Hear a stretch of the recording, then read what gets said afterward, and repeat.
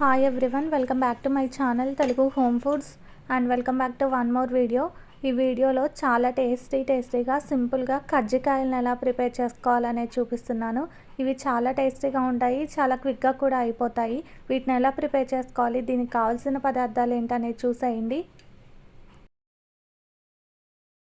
ఈ కజ్జికాయల్ని ప్రిపేర్ చేసుకోవడం కోసం ఫస్ట్ ఒక బేషన్ని తీసుకొని అందులోకి మైదా పిండిని వేసుకోవాలి. ఇక్కడ నేను మైదా పిండిని యూజ్ చేస్తున్నానండి. ఈ మైదా పిండి ప్లేస్లో మీరు గోధుమ పిండినైనా కూడా వాడుకోవచ్చు. తర్వాత ఇందులోకి ఒక చిటికెడు సాల్ట్, అలానే ఒక 1/2 టేబుల్ స్పూన్ వరకు వంట సోడాని వేసుకొని దీన్ని మొత్తాన్ని బాగా మిక్స్ చేసుకోవాలి. ఇది ఇలా బాగా మిక్స్ చేసుకున్న తర్వాత ఇందులోకి నెయ్యిని వేసుకోవాలి.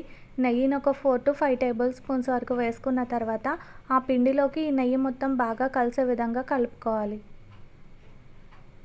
మనం ఈ పిండిని ఎంత బాగా మిక్స్ చేసుకుంటే మనకి కజ్జికాయలు అనేవి అంత పర్ఫెక్ట్గా వస్తాయి. ఈ నెయ్యి మొత్తం బాగా ఆ పిండిలో కలిసే వరకు బాగా కలుపుకొని ఈ పిండిని మనం ఇలా చేత్తో తీసుకొని గట్టిగా ప్రెస్ చేసి చూస్తే మనకి ఈ పిండి అనేది ఉండకట్టాలి.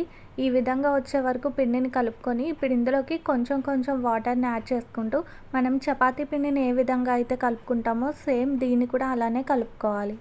వాటర్ని మరీ ఎక్కువ వేసుకోకూడదండి, కొంచెం చూసుకుంటూ కలుపుకోవాలి. పిండిని మరీ గట్టిగా కాకుండా అలానే మరీ సాఫ్ట్గా కాకుండా ఇక్కడ నేను వీడియోలో చూపిస్తున్నట్టు మిక్స్ చేసుకొని దీన్ని ఒక 5 to 10 మినిట్స్ వరకు ఇలా బాగా సాఫ్ట్గా ప్రెస్ చేసుకుంటూ కలుపుకోవాలి. ఇప్పుడు ఈ బౌల్ మీద మూతను పెట్టేసి దీన్ని ఒక 20 మినిట్స్ వరకు నాననివ్వాలి. ఈలోపు కజ్జికాయలోకి స్టఫింగ్ కోసం కొబ్బరిని సన్నగా తురిమి తీసుకోవాలి. తర్వాత పల్లీల పొడి కోసం పల్లీలని స్టవ్ మీద ప్యాన్ పెట్టి అందులోకి ఒక 2 కప్స్ వరకు పల్లీలను వేసుకొని వీటిని లో ఫ్లేమ్లో దోరగా వేయించుకోవాలి. ఇలా వేయించుకున్న ఈ పల్లీల మీద ఉన్న పొట్టు మొత్తాన్ని తీసేసి దీన్ని కూడా మిక్సీ జార్లోకి వేసుకొని మెత్తటి పౌడర్లా గ్రైండ్ చేసుకోవాలి. ఈ పల్లీల ప్లేస్లో మనం పుట్నాల పప్పును కానీ బొంబాయి రవ్వను వేసుకున్నా కూడా లేదంటే నువ్వులను వేసుకున్నా కూడా చాలా టేస్టీగా ఉంటుంది. ఇలా గ్రైండ్ చేసుకున్న ఈ పల్లీల పొడిని కూడా ఆ కొబ్బరి తురుములోకి వేసుకొని ఇప్పుడు అదే మిక్సీ జార్లోకి పంచదారని వేసుకోవాలి. ఒక 1/2 కప్పు వరకు పంచదారని వేసుకొని అందులోకి ఒక 2 యాలకులను కూడా వేసుకొని దీన్ని కూడా మెత్తటి పౌడర్లా గ్రైండ్ చేసుకోవాలి. ఇప్పుడు ఇదే జార్లోకి బెల్లంని కూడా వేసుకోవాలి. ఒక 1/2 కిలో వరకు బెల్లంని తీసుకొని దాన్ని కూడా సన్నగా కట్ చేసుకొని వేసుకొని దీన్ని కూడా సాఫ్ట్గా గ్రైండ్ చేసుకోవాలి. ఇలా గ్రైండ్ చేసుకున్న ఈ బెల్లం తురుముని మనం గ్రైండ్ చేసి పెట్టుకున్న పంచదార పొడిని కూడా వేసుకొని ఇది మొత్తం బాగా కలిసే వరకు కలుపుకోవాలి. ఇందులోకి నచ్చిన వాళ్ళకి గసగసాలని వేసుకున్నా కూడా టేస్ట్ చాలా బాగుంటుంది. ఇప్పుడు ఈ పౌడర్స్ అన్నీ బాగా మిక్స్ అయ్యేలా మిక్స్ చేసుకొని దీన్ని ఒక పక్కన పెట్టుకుందాం. ఇప్పుడు మనకి కజ్జికాయల్లోకి స్టఫింగ్ అనేది రెడీ అయిపోయిందిగా. ఇప్పుడు మనం కజ్జికాయలను ఎలా ప్రిపేర్ చేసుకోవాలనేది చూద్దాం. దానికోసం మనం ముందుగా నానబెట్టి పెట్టుకున్న పిండిని తీసుకొని దీన్ని మళ్ళీ ఒకసారి సాఫ్ట్గా మిక్స్ చేసుకున్న తర్వాత ఈ కొంచెం పిండిని తీసుకుంటూ రౌండ్ బాల్స్లా ప్రిపేర్ చేసుకోవాలి. అవసరమైతే చేతికి కొంచెం నెయ్యిని కానీ ఆయిల్ని కానీ అప్లై చేసుకుంటూ ఈ చపాతీ ముద్దల్ని మనం సాఫ్ట్గా రౌండ్గా చుట్టుకొని పక్కన పెట్టుకోవాలి. ఇలానే పిండి మొత్తాన్ని రౌండ్ బాల్స్లా చేసుకొని పక్కన పెట్టుకున్న తర్వాత వీటిని మనం చపాతీలా ప్రెస్ చేసుకోవాలి. దానికోసం ఒక్కొక్క చపాతీ బాల్ని తీసుకొని దానికి కొంచెం పొడి పిండిని అద్దుకుంటూ దీన్ని చపాతీలా స్ప్రెడ్ చేసుకోవాలి. ఈ చపాతీ బాల్స్ని మరీ పెద్దగా చేసుకోకూడదండి. ఇక్కడ నేను వీడియోలో చూపిస్తున్నట్టు మనం పూరీని ఏ సైజులో అయితే చేసుకుంటామో సేమ్ అదే సైజులో ఉంటే సరిపోతుంది. మనం స్ప్రెడ్ చేసుకున్న ఈ చపాతీని కూడా మరీ మందంగా కాకుండా మరీ పలుచగా కాకుండా చేసుకోవాలి.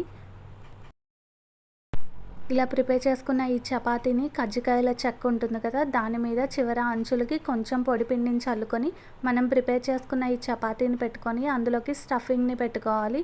ఈ స్టఫింగ్ని కూడా ఒక 1 టేబుల్ స్పూన్ వరకు అందులోకి పెట్టుకొని ఇక్కడ నేను వీడియోలో చూపిస్తున్న విధంగా ఈ చెక్కని క్లోజ్ చేసుకొని గట్టిగా ప్రెస్ చేసిన తర్వాత చివర ఎడ్జెస్కున్న పిండి మొత్తాన్ని తీసేయాలి. ఈ కజ్జికాయల్ని మనం ప్రెస్ చేసుకునేటప్పుడు చివర ఎడ్జెస్ని గట్టిగా ప్రెస్ చేసుకోవాలండి. లేదంటే మనం ఈ కజ్జికాయల్ని ఆయిల్లో వేసిన తర్వాత లోపల స్టఫింగ్ అనేది ఆయిల్లోకి వచ్చేస్తుంది. కాబట్టి గట్టిగా అదుముకుంటూ ప్రెస్ చేసుకొని ఈ కజ్జికాయల్ని ఆ చెక్క నుంచి తీసుకొని ఒక ప్లేట్లోకి పెట్టుకోవాలి. ఇలానే మిగిలిన వాటన్నిటిని కూడా కజ్జికాయల్లో ప్రిపేర్ చేసుకొని ప్లేట్లోకి తీసుకొని అన్నిటినీ పెట్టుకున్న తర్వాత వీటిని డీప్ ఫ్రై చేసుకోవాలి. చూసారు కదా, మనకి కజ్జికాయ అనేది రెడీ అయిపోయింది. ఇప్పుడు వీటిని ఒక ప్లేట్లోకి తీసుకొని పెట్టుకుందాం. ఇలానే మనకి ఎన్ని కావాలంటే అన్ని కజ్జికాయలని ప్రిపేర్ చేసుకొని డీప్ ఫ్రై చేసుకోవడమే. ఇంతవరకు ఈ కజ్జికాయలను ఎవరైనా ట్రై చేయని వాళ్ళు ఉంటే ఈ వీడియోలో నేను చూపిస్తున్నట్టు ఒకసారి ట్రై చేసి చూడండి. ఫస్ట్ టైం చేస్తున్నా కూడా చాలా పర్ఫెక్ట్గా వస్తాయి. ఇప్పుడు డీప్ ఫ్రై కోసం ఆయిల్ని పెట్టుకొని ఆయిల్ హీట్ అయిన తర్వాత ఒక్కొక్క కజ్జికాయని ఆయిల్లోకి వేసుకొని వీటిని లో టు మీడియం ఫ్లేమ్లోకి అడ్జస్ట్ చేసుకొని నిదానంగా ఒకవైపు కాలిన తర్వాత రెండో వైపుకు ఫ్లిప్ చేసుకొని రెండో వైపు కూడా గోల్డెన్ బ్రౌన్ కలర్ వచ్చే వరకు ఫ్రై చేసుకొని ప్లేట్లోకి తీసుకొని సర్వ్ చేసుకుంటే ఎంతో టేస్టీగా ఉండే కజ్జికాయలు అనేవి రెడీ అయిపోతాయి. ఈ వీడియో నచ్చినట్టయితే తప్పకుండా ఒక లైక్ చేసి మీ ఫ్రెండ్స్కి రిలేటివ్స్కి షేర్ చేయండి. ఇలాంటి మరిన్ని టేస్టీ రెసిపీస్ కోసం తెలుగు హోమ్ ఫుడ్ ఛానల్ని సబ్స్క్రైబ్ చేసుకొని పక్కనే ఉన్న బెల్ ఐకాన్ని ట్యాప్ చేసి ఆల్ అనే ఆప్షన్ని సెలెక్ట్ చేయండి. అలానే ఇన్స్టాలో కూడా తెలుగు హోమ్ ఫుడ్స్ పేజ్ని ఫాలో అవ్వండి. లింక్ కింద డిస్క్రిప్షన్లో ఇస్తాను. అలానే నా ప్రీవియస్ వీడియోస్ని ఎవరైనా చూడని వాళ్ళు ఉంటే తప్పకుండా ఒకసారి చూసి వీడియోస్ నచ్చితే ఒక లైక్ అనేది చేయండి. Thanks for watching.